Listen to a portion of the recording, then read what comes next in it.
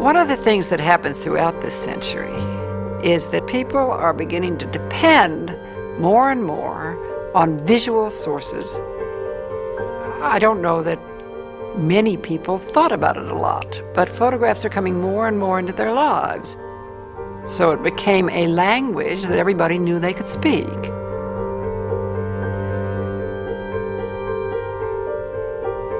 Photographic images changed everybody's understanding about, not only what the world looked like, but what news was.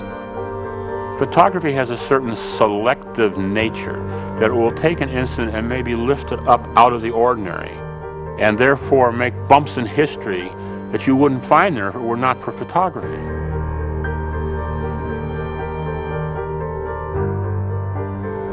That moment in time when that Spanish Civil War soldier is shot and bends back, can you ever erase that image from your mind? Can anyone ever say, all right, I saw it, I don't have to see it again, I don't remember?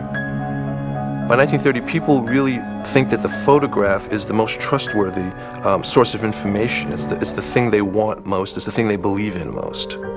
There's no question that most ordinary Americans have been socialized in a way that says that seeing is believing, and the photograph is the most accurate way to see.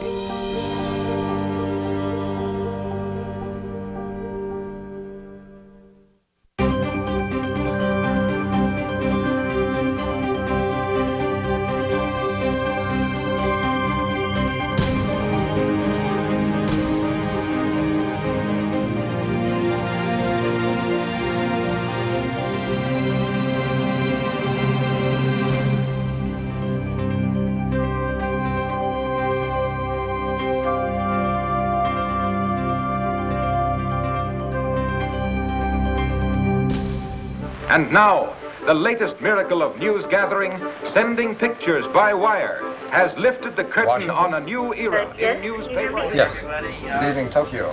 Following up on the tourist attack. The Associated Press, Rockefeller Center, New York City. Each day, thousands of photographs come in from around the world. They arrive via telephone line and satellite link, minutes after they are taken in the field. Kosovo, main coverage continuing. From here, they're selected and distributed to news organizations around the world. ¿Cuál fue el número? If news happens anywhere on Earth, we'll soon see a picture of it. The notion that everyone or that many people see the same picture simultaneously is a pure 20th century experience. Never did you have millions of people waking up and seeing the same pictures and seeing the same events pictured. It never happened. News is of today, and it's what happened today. And so the pictures also had to be of what happened today. And if the pictures lag behind the story by any significant amount of time, the story's over and done with. In the 1930s, the daily paper was still the way most Americans got the news. Visionaries at the Associated Press decided that a process must be invented to transmit pictures as quickly as words. The system required a network of high-fidelity telephone lines and would be extremely expensive. Newspaper owners, who were being asked to pay the bill, were skeptical. Roy Howard, head of the Scripps Howard newspaper chain, was convinced the whole thing was a big mistake. There aren't enough important pictures taken in the entire world, he said, to justify the expense. But on January 1st, 1935, groups of technicians huddled around black machines across the country. The first transmission, a dramatic photo of a plane crash. The still wet print was wrapped around the cylinder. The rotating drum converted the photograph's black and white tones into a wavering, high-pitched sound. In 25 cities across the country, 25 cylinders were rotating simultaneously while recording the image on a photographic plate.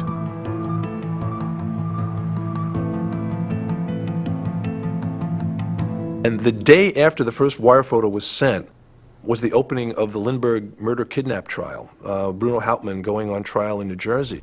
That story pretty much sealed the success of the wire photo because it became clear that, yes, there were a lot of interesting pictures out there. In the following months, sensational news pictures flew back and forth across the country. Amelia Earhart landing in California after flying nonstop from Honolulu. G-men shooting Ma Barker in a furious gunfight in Florida. Will Rogers, the folksy philosopher, killed in an airplane crash in Alaska. From this time on, big events, no matter where in the world they occurred, would be pictured on the front page of everyone's newspaper on the same day.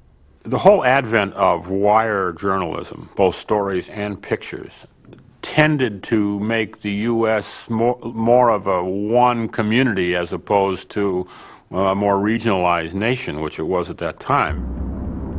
In 1937, the entire country was riveted by a huge news story. A story that Americans could witness almost instantly because of wire photo.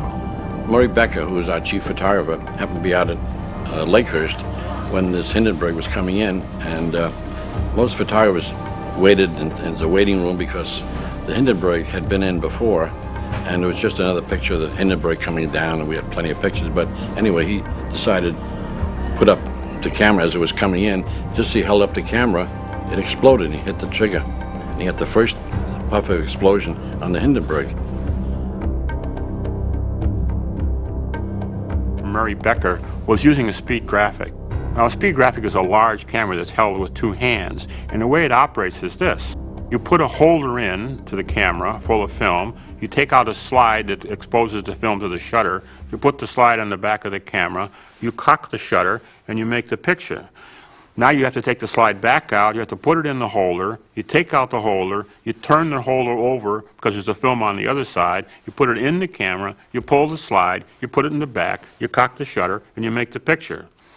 The Hindenburg burned in 47 seconds, and Murray did that 3 times. So there was this instant of explosion which Murray photographed, and then as the Hindenburg burned in those few seconds, he made 2 more pictures. A remarkable piece of camera work. Terrible, this is one of the worst catastrophes in the world. Oh, it's a great, running, 400 or 500 feet into the sky, and it's a terrific crash, ladies and gentlemen. It's smoke and it's flames now. Stanley Kramer's crashing to the ground, not right to the boring man. Oh, my humanity. The day that Hindenburg went down, the image eclipsed the words. From then on, it wasn't really news if you didn't have a picture.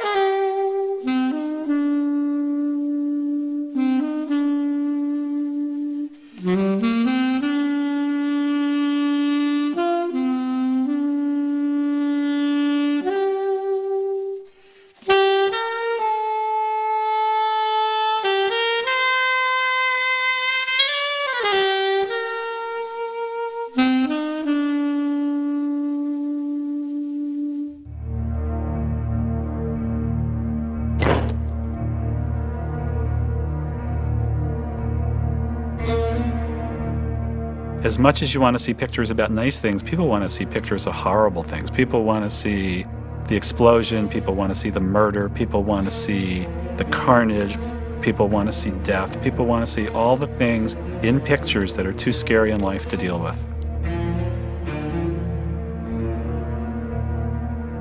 And that's one of the things that makes it so impossible to understand the importance of photography, because it lets you see everything and lets you think about everything.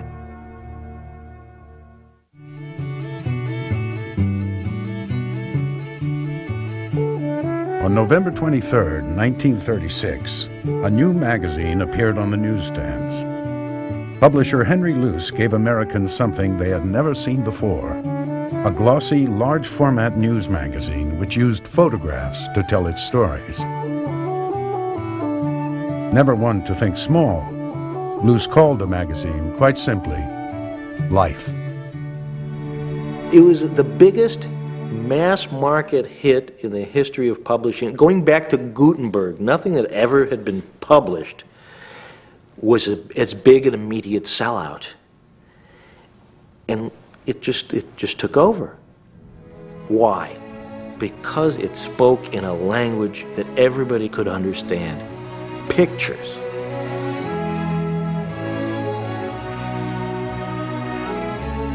It is very hard. I mean, we're so inundated with images now that it is almost impossible to comprehend how little of that existed when life came out. There maybe be a picture on the front page of the newspaper, a few magazines would run pictures, nothing arrived in your home and opened up the world to you. This is precisely what Life did. The success of Life, the impact it had, I'm sure, surprised the absolute hell out of the people who launched it. I mean, I think Luce knew he was on to something. Henry Luce always had a fascination with what he called picture magic. To introduce his new magazine to the world, he wrote an essay which described the many powers of photography. To see life, to see the world, to watch the faces of the poor and the gestures of the proud, to see strange things, machines, armies, multitudes, and shadows in the jungle. To see and take pleasure in seeing. To see and be instructed. To see and be amazed. You turn the pages of Life magazine and there's politics and there's fashion and there's movies and there's advertising and there's cars and there's food and there's homes and there's tragedy and there's happiness. And if you think about what that was like in 1936 during the Depression, as people are just trying to understand what's going on in this country, it's amazing. Life perfected the format of the photo essay. The photographs, selected and arranged on the page, would tell the story with a beginning, a middle, and an end.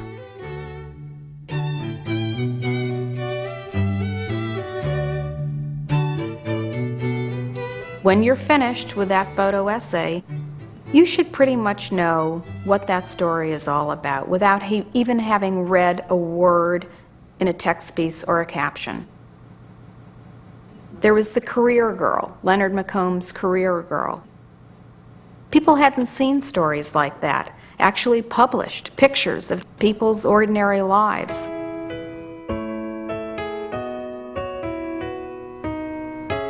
One of the reasons I think that people get hooked on Life is a sense that they are bringing these extraordinary images to any American citizen, any given American, and no matter where he or she lived, no matter what their class was, no matter what they did for a living, they all could essentially share in this experience.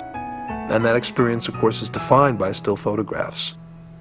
Life told us about a world that many of us didn't have. I grew up in the Italian section of Brooklyn. I did not speak English until I went to school. A magazine like Life magazine, which somehow came into this Italian household. I don't know why, but I guess someone said, I think we should learn how to be Americans. And Life magazine was this great, great lesson about what the other world, the outside world was all about. You know, it's so amazing. I can't remember what I ate this afternoon. I can remember what I saw in Life magazine.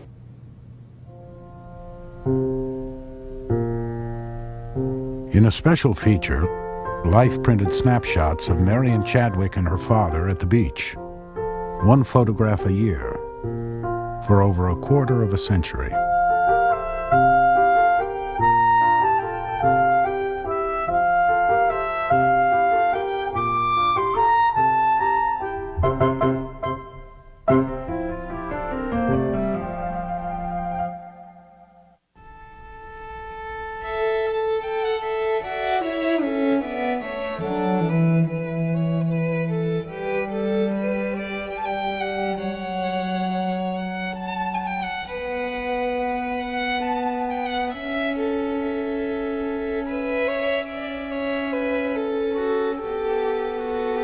The Great Depression. In Washington, Roosevelt attempted to deal with the economic crisis, proposing a multitude of new government programs. He knew he would need the support of Congress and the general public. As part of the Farm Security Administration, the government established an organization unique in peacetime, a propaganda agency that would use the power of photographs to sell Roosevelt's programs. Roy Stryker, an economist from Columbia University, was chosen to run this new agency. Roy Stryker never took a picture in his life, but he was a great talent scout. And he brought together a team of photographers, some of whom have become legends in the history of photography, like Dorothea Lange, Arthur Rothstein, and Russell Lee, and Walker Evans. Stryker was dedicated to telling the story of America the way it was. As he put it, our job was to introduce America to Americans. And through our mighty nation it left a dreadful track, from Oklahoma City to the Arizona line, Dakota and Nebraska to the lazy Rio Grande. It fell across our city. I think photographs that I did for Farm Security, what we all did, I think, is an expression of our feeling that we were living in a great country, but that the country was in great trouble. And also that the people who were most troubled in those times were also the people who were part of its greatness. It was a politically naive period. And all of us who went to Washington at that time had some crazy idea that what we could do could alter the course of history. I've read any number of times about how there was dust in the food and dust on the table and dust in the bed and in the clothes. But until you actually see a good photograph such as Arthur Rothstein's of the people walking from the house to the dust cellar, you don't get a sense of the immensity of the occurrence. Somehow the photograph sums this all up in a different way. You get a sense of it that's sort of visceral instead of just intellectual. Over 6 years, FSA photographers took 250,000 photographs. They were made available free of charge and were widely used in newspapers, magazines, exhibits, and books. At the time, the pictures helped sell Roosevelt's programs. But for later generations, they have become a national treasure. Frozen in this archive is a critical moment of American history. Today, when we think of the Depression, we see these faces, the suffering and the sadness, as well as their implicit message. As bad as things were, America would endure.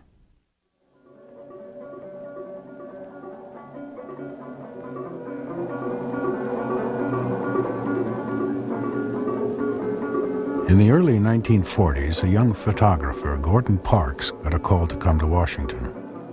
With the success of the FSA, its role was being expanded. Roy Stryker believed that photographs could be used to combat racial discrimination. He began by showing Parks how things really worked on the streets of the nation's capital.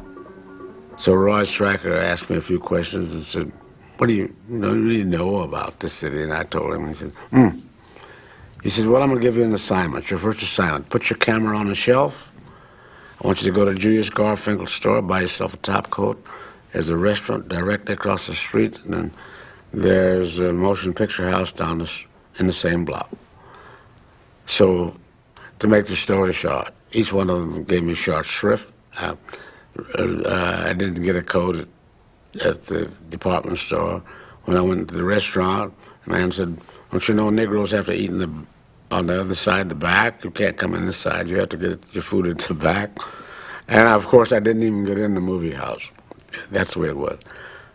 So I was astounded. And I went back, and Roy saw me walk in, and he smiled. He said, well, how did it go? I said, well, I think you know how it went. He said, yeah, what are you going to do about it? I said, I don't know. What do I do about it? He said, well, what'd you bring your camera down here for? Just like that. I said, oh. So he left, and the only person left in the building was a black woman, a charwoman, who was sweeping the floor and mopping.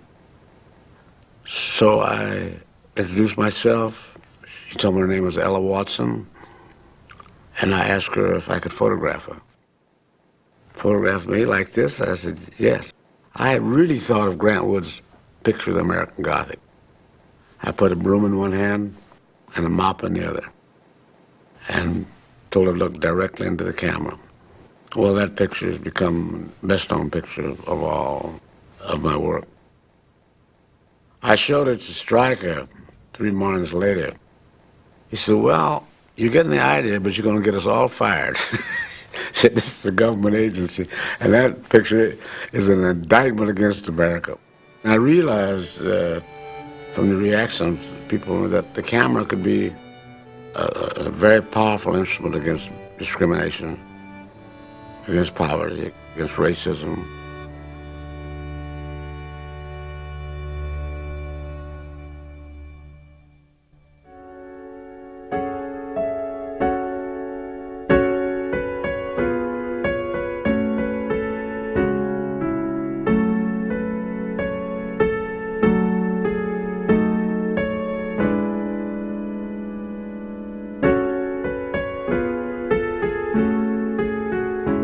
Was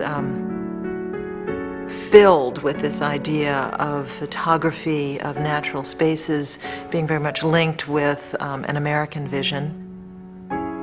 The landscape in America has a great history and legacy to it. It was our cathedrals, it was our castles, in response to a European idea of what art should be about, something spiritual, something lofty, something historical. Our history was in our waterfalls and our mountains and our great rivers.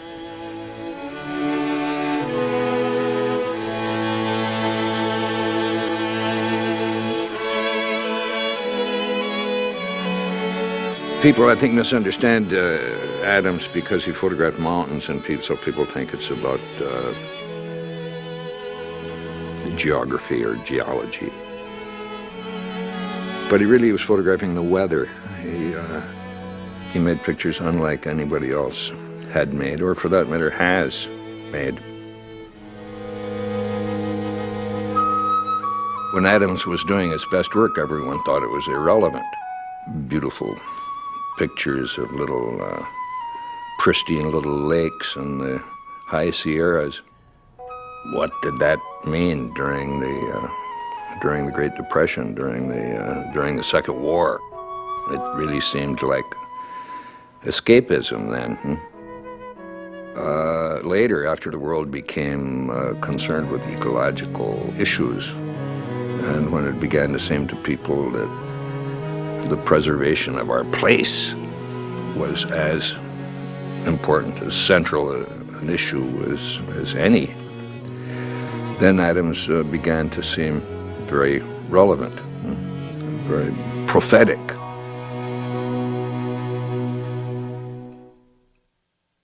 In the early 1940s, the photograph had completed its conquest of America. After the success of Life, the newsstands were overflowing with picture magazines.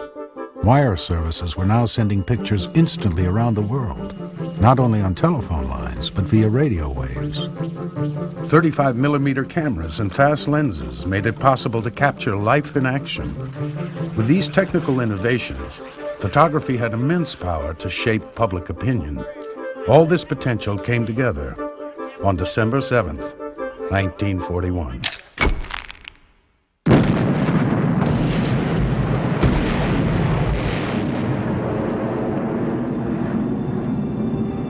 The war would be fought on many fronts, an astounding global story which both the military and the press were determined to record in pictures. Life magazine and former FSA photographers were rushed to the front lines. It soon became a tragedy of unimaginable proportions. But ironically, World War II was a photographer's dream. Military cameramen moved in, as always, with the troops to bring home the pictured facts. The hell of jungle warfare, the dawn of landing day on some coral beach.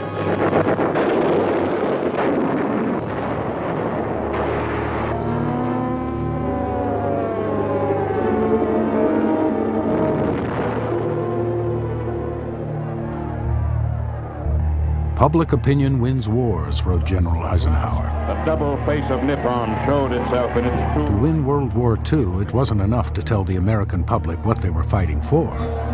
It was necessary to drive home what they were fighting against. The Japanese, with their unprovoked attack on Pearl Harbor, were singled out as objects of particular hatred. Well, the Japanese soon became Japs, not just in life, but in the press in general. The most tragic thing that happened was the evacuation of what eventually became about 100,000 Japanese American residents of the West Coast to the interior. There was racism, both conscious and unconscious, in the treatment of the Japanese. If you can understand that, then you can understand the dimension of the war that seldom surfaces today, the kind of intense hatred that was necessary to fight it. To modern eyes, of all the many pictures coming out of World War II, this is one of the strangest and most telling. Life magazine printed it as their picture of the week, with the following caption. When he said goodbye to Natalie Nickerson, her handsome Navy lieutenant promised her a Jap. She was his girlfriend, apparently, and a very respectable girl who went to church and led her high school class and that sort of thing. And here she was present at this bizarre and gruesome exhibit of this Japanese soldier's skull. Well, that sort of thing was commonplace. And so it became a service problem, is what to do with these cleansed bones of former Japanese soldiers that were being sent home as gifts and souvenirs. But my point is that it's never happened with the German corpses. They were never boiled down to get their bones to send home, never. The Germans were white people. And I think this ought to be talked about in exactly those terms because it's been forgotten. We didn't lock up people with German names. We locked up people with Japanese names, although they were American citizens. You can learn a lot about Americans in the Second World War from that one photograph, I would say. World War II produced many famous photographs, but one of the most famous was not of guns or tanks, but of a young woman's back.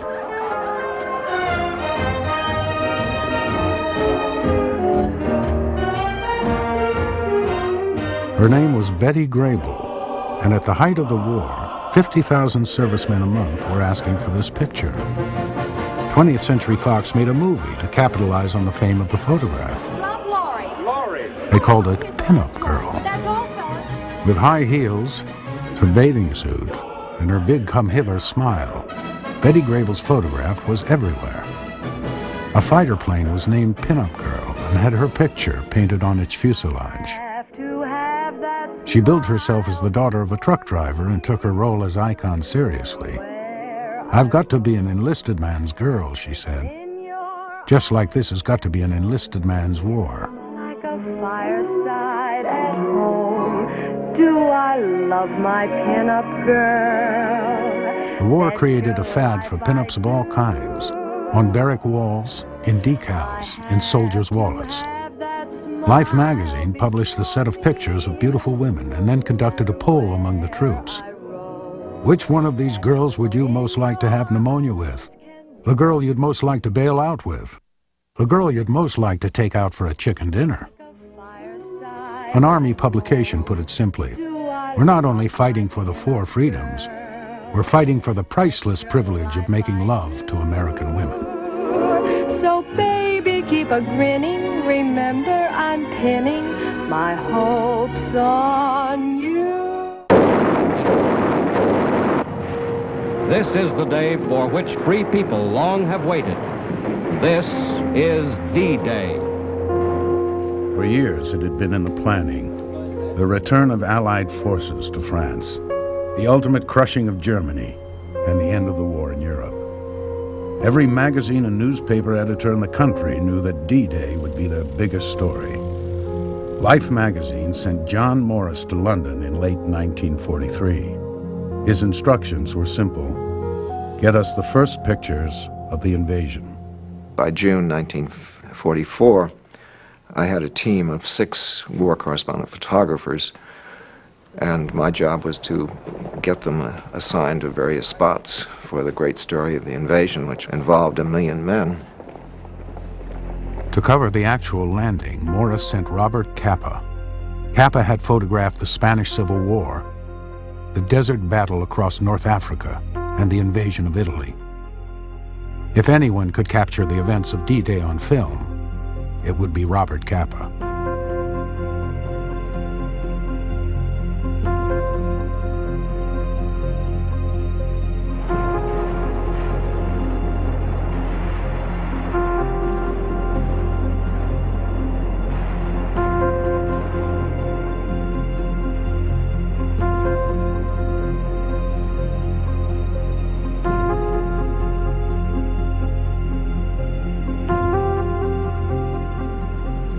When Capa's film came in, we were desperate because we had to make a final deadline of 9 a.m.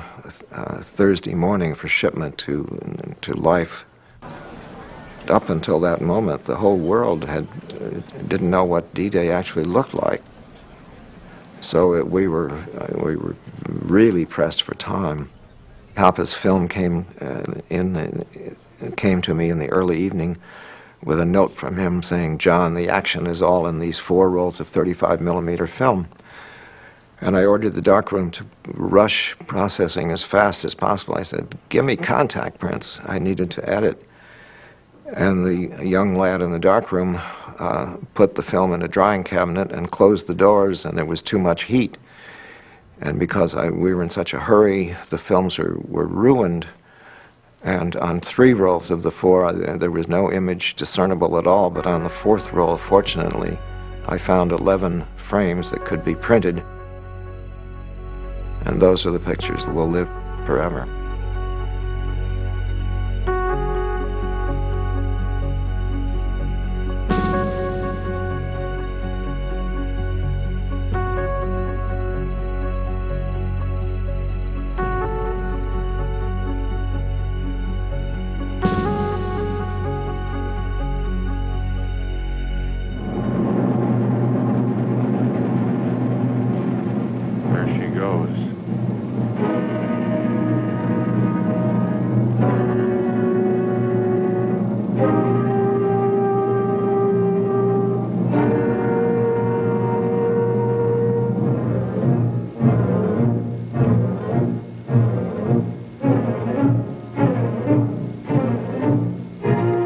One of the great photo icons of all time, possibly the greatest, is a picture that Joe Rosenthal made of the flag raising on Iwo Jima on top of Mount Suribachi.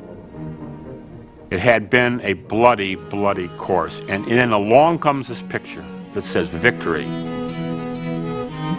The night it was made was flown to Guam, and the next day it was transmitted to the U.S. So it was in the U.S. within a day and a half of the time it was made and transmitted to newspapers. And the picture was played on the front pages everywhere, and it became an instant icon. That photograph is especially interesting, I think, because it could be said to mark the impact of the New Deal upon the way we understood the war. We understood the war as an almost magical force for uniting people in this country and for effacing differences, and that is what that photograph, taken just as a piece of symbolism, is about. One picture, and in that brief moment, Rosenthal's camera seemed to capture the soul of a nation.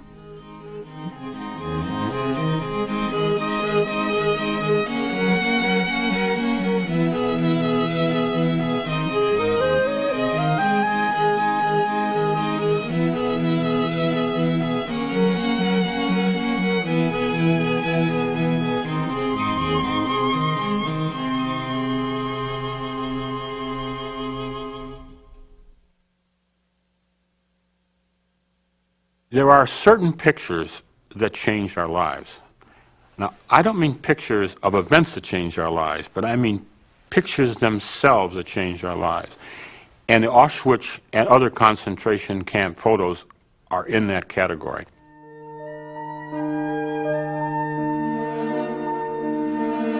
People had read descriptions of the concentration camps, but they seemed exaggerated, unbelievable. Eyewitnesses had been met with suspicion.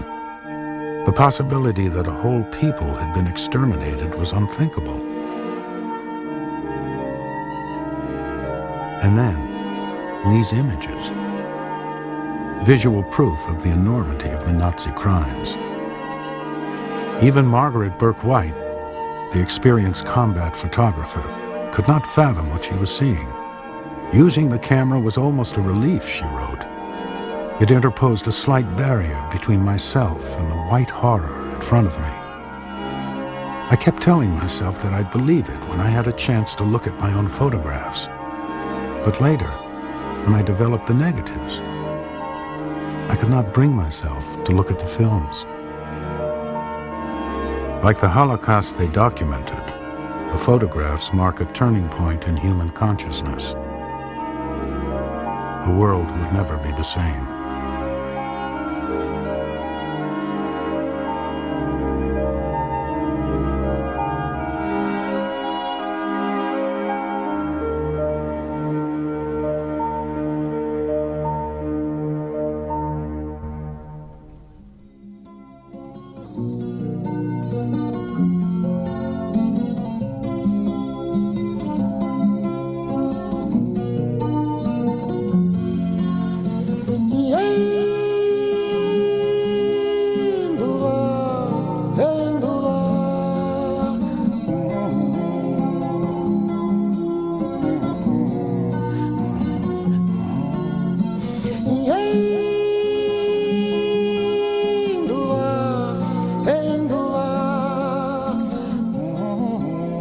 On January 24, 1955, the Museum of Modern Art in New York City presented an exhibition called The Family of Man. Organized by photographer Edward Steichen, it was a fusion of carefully selected photographs and captions, all to support the concept, mankind is one. It included 500 photographs from 68 countries around the world. It featured groups of related pictures that moved the viewer from images of lovers meeting to pictures of marriage, to birth, and finally to universal concerns of food and shelter. For one thing, it came after this terrible war and the aftermath of the war in which societies were really disrupted. It made the point that people everywhere had the same needs, the same desires, that families were families wherever they existed, no matter what their surroundings looked like. It appealed to people on a just very human level.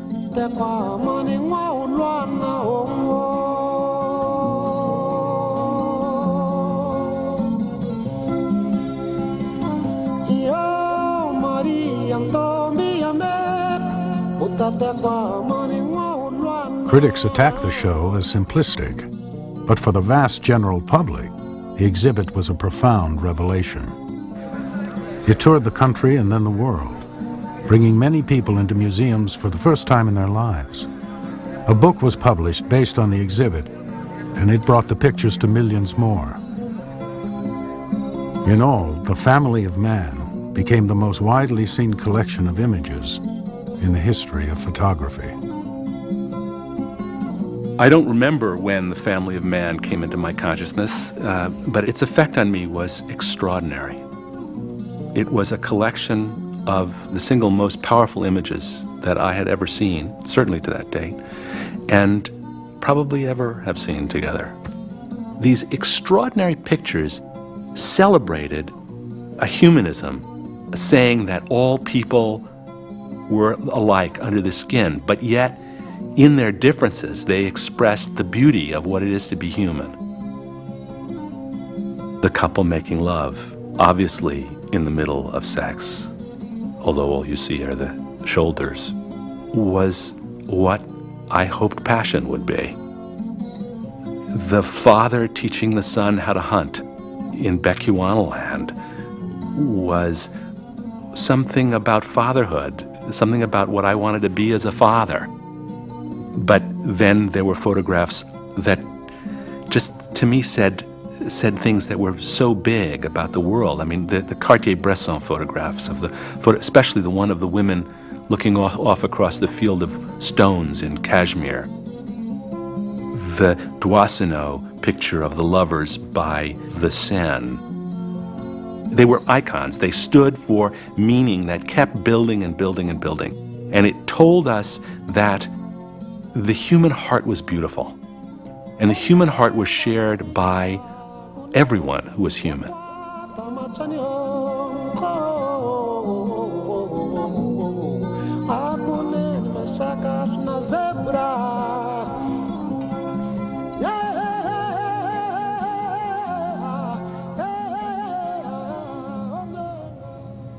And years ago, I watched my wife going through the New York Times magazine section, and she was turning like this really fast, really fast. And she finally stopped at what I thought was the worst ad I've ever seen. The headline was just dismal. It said nothing. The layout was really bad. And I said, "Why did you stop at that ad?" And she said, "I like that dress. Very nice picture of a dress. I like the dress."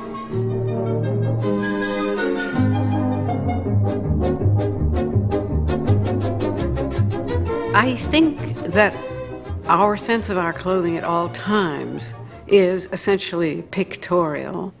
Groups of people in 1863 caught by the camera show these people looking like bundles of laundry. I think in order to look better in the camera eye, a kind of self-contained slim unit has come into existence. You have to really be quite slender to be perfect in the camera. What the camera influences right there is the way people wish to look. After the war, going through the pages of Vogue or Harper's Bazaar, looking at Penn's photographs, later at Avedon's photographs, what these photographs did was create a way we wanted to look. It permeated all aspects of ourselves, certainly ourselves as women in the world. And you had desirable people's looks seen through the camera in those clothes that looked marvelous under the camera eye. There is nothing the camera cannot make marvelous. Let's say it's a dress. You put it on the model and it's okay, but it's a dress. And then somebody pins it up in the back and pins it up on the side, and it's still a dress. And then a photographer, an Avedon, takes a photograph, and it's something that everyone wants. It's this beautiful, incredible dress. And then what happens is they go to the store, but it never looks like the photograph. Nothing really ever looks like the photograph, and that's the sad part of life.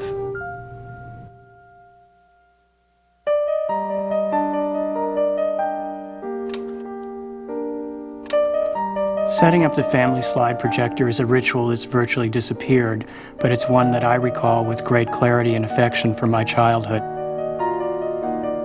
While my father's sophisticated knowledge of photography made our family somewhat unique, in many other ways, we were typical. We loved making photographs of the markers of life. Often these pictures were made on family vacations when we, like millions of other Americans, stuffed the family into the station wagon and headed out onto the open road. One might have the impression of looking at scores of these pictures that we moved around in a kind of clump, never more than perhaps an arm's length apart. I think the pictures represent a kind of tenacity on the part of my parents to maintain a kind of ideal image or ideal appearance of family closeness in spite of whatever battles might have been going on in the backseat of the car 2 minutes before the photographs were made.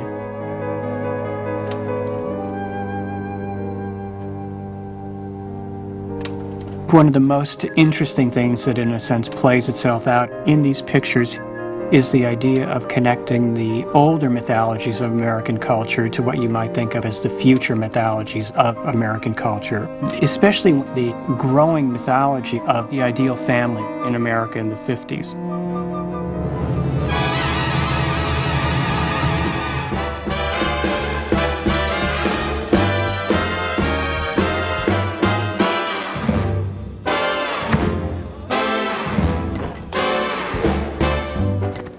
In the boom of the 1950s, Americans were being inundated with images.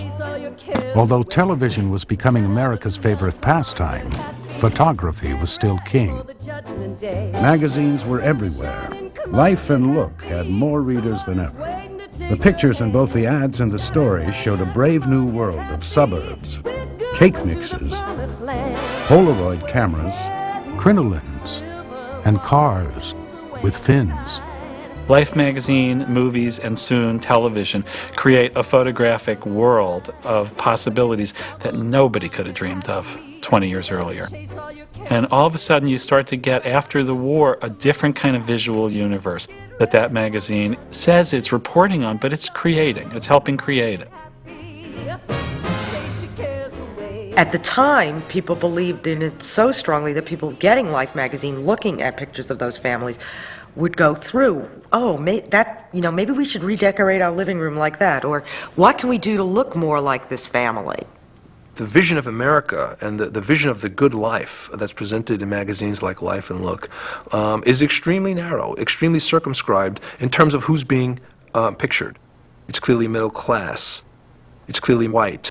It clearly has a husband and wife who accept that the man is out in the public world, the wife is home, she's a mother, she's taking care of the whole domestic sphere. A very clear, narrow, tightly defined vision of what it is to be normal. We could look back at the 50s and say, God, those ads really distort. And how could people have wanted to feel like the people in those ads? But today we'll have something like a Calvin Klein ad. All right, now we have the sexy mother who looks beautiful with the children on the beach, which I can tell you never has happened. And we look at that and we say, that's true. And I want to have a white sweater like that while I'm on the beach with my children, and everything stays white and the waves come up and we all look relaxed together. And nobody's asking me for lemonade or where the juice pack is. Get happy, chase your cares away. Hallelujah, come on, get happy. Get ready for the judgment day. Sun is shining, come on, get happy. The iconography of the 1950s, the official iconography, of course, has become, the largest cliche of the latter half of the 20th century, that everything really, really domesticated, absolutely everything under control, conformity, blah, blah, blah. Things weren't actually that way out in the streets. Get ready for the judgment day.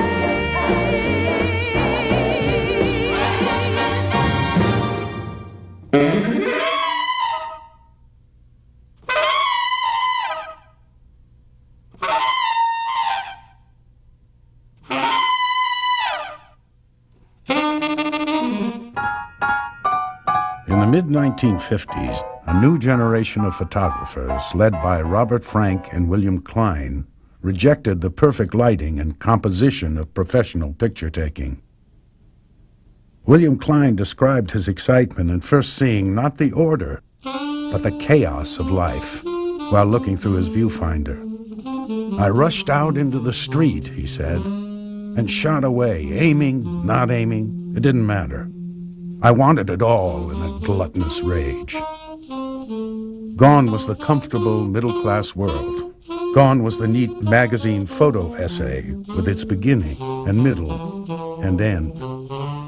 This photography is about this mess of misconnections and people uncertain of where they're going, and people colliding and cultures colliding and people not seeing each other. It represents this very, very different development in photography. And there's sort of no turning back from that. These photographers said, here's your world. This is your world. This is not the fantasy of it. This is the real world. And made pictures that were graphic and iconic and could both tell the truth about what they were seeing and stand for something big. The best photographers showed that in this vast country, there are many lost souls, that not everybody fits in, and that the one American dream is not a one-size-fits-all.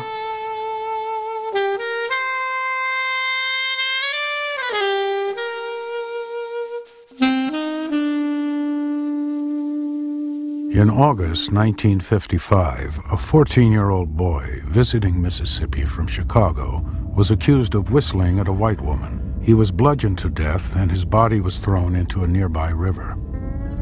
In a South where violent racism was commonplace, Emmett Till's murder may have gone unnoticed, except for this photograph.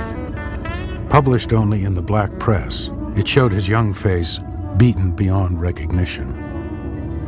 It was awful. It was horrific. He looked like an old man. I would go to bed every night, frightened to death, literally frightened to death, because we were the same age as he, and we didn't know whether or not they would come and get us. And we also saw pictures in the newspapers, and especially in the Chicago Defendant Pittsburgh Courier, of the assailants in the courtroom laughing. A picture's worth 1,000 words. They're seared in your brain. Yeah, and they remain there. And Emmett Till's face is still in my mind today. I can see it. It's there, and it will never leave. I think my generation of black Southerners who became active in the civil rights movement in the late 50s, early 60s was the Emmett Till generation, because down to the person, all of my friends saw that picture at about the same age as I, or a year or two older, and they were enraged and felt powerless at the same time, and vowed, as I did, that one day they were going to get even. They were going to do something about it. Photography was growing up with a century. In the coming years, it would confront the television age, and soon the digital age. Every aspect of American life was about to go through profound changes. The camera would be there to document, to shock, to motivate, and to transform.